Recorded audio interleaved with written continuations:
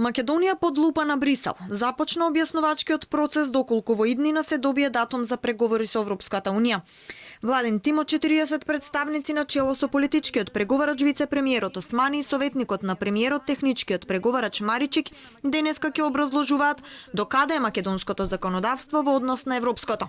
Овие 2 дена македонскиот тим ќе ги слуша експертите од Европската комисија за тоа кои се правилата кои Македонија ќе мора да ги исполни ако сака да добие датум и да стане членка на Унијата.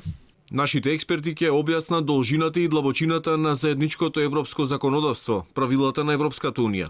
Мора да има заедничко разбирање за тоа што се правилата на ЕУ за да се подготвите за идното членство.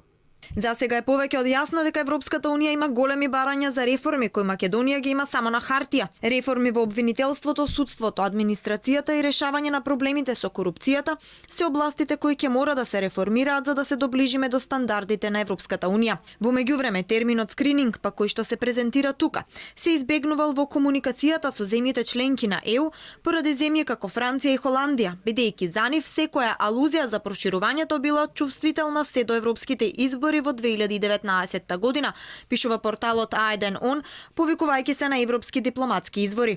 Скоро секој европски представник кој овие недели пред референдумскија посети земјата кажа: правилата важат за сите. Европа сака да види спроведени реформи за влез во Унијата. Дури и еврокомесарот Јоханес Хан, кој е еден од најголемите поддржувачи на преспанскиот договор и беше на неговото подпишување, повеќе пати порача дека покрај промената на името потребни се квалитетни реформи за Македонија да стане членка.